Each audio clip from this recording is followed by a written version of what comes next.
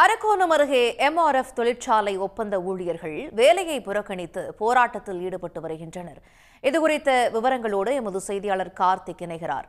கார்த்திக், இங்கு தொழிலாளர்கள் வேலையை புறக்கணித்து போராட்டத்தில் ஈடுபட காரணம் என்ன கோரிக்கையை வைக்கிறாங்க?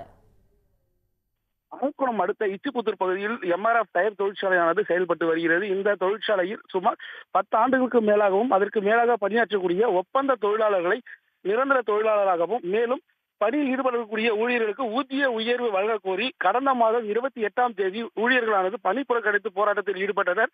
மேலும் இதன் காரணமாக ஆலை நிர்வாகத்திற்கு உரிய பேச்சுவார்த்தை நடத்துவதாக தகவல் தெரிவிக்கப்பட்டிருந்தது.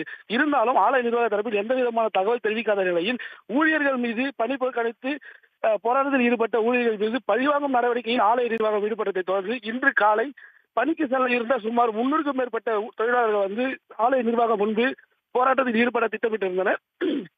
ஆனால் ஆலை நிர்வாகம் காவல்துறையை வைத்து ஆலைக்கு முன்பாக போராட்டத்தில் ஈடுபடக்கூடாது என காவல்துறை அவர் தடுத்து நிறுத்தியதால் காவல்துறையிற்கும் தொழிலாளர்களிடையே ஒரு வாக்குவாதமானது ஈடுபட்டது.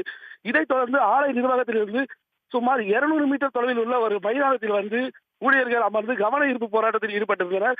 மேலும் காலை 6 மணி முதல் இருந்து இந்த போராட்டம் தொடர்ந்து நடைபெற்றிருக்கிறது. தொடர்ந்து வெயில் காரணமாக பந்தல் கூட அமைக்கக்கூடாது என தொடர்ந்து காவல்துறையினர் வலியுறுத்தியிருந்தனர். மேலும் வெயிலின் தாக்கம் அதிகரித்ததை தொடர்ந்து தற்போது தொழிலாளர்கள் காவல்துறை தடையை மீறி பந்தல் அமைத்து தற்போது அந்த பணியில் போராட்டத்தில் ஈடுபட்டு வருகின்றனர். வருவாய்த்துறை சேர்ந்த அதிகாரிகள், தாசில்தார் உள்ளிட்ட முக்கிய அதிகாரிகள் சம்பவ இடத்தில் பேச்சுவார்த்தை நடத்த வேண்டும் எனவும் ஆலை நிர்வாகம் பழிவாங்கும் நடவடிக்கை எடுக்கக்கூடாது, பணி நிரந்தரம் செய்ய வேண்டும், ஊதிய உயர்வு வழங்க வேண்டும் உள்ளிட்ட கோரிக்கைகளை வலியுறுத்தி தான் தற்போது இந்த ஊழியர்களானது போராட்டத்தில் ஈடுபட்டு வருகின்றனர். விவரங்களுக்கு நன்றி கார்த்திக்.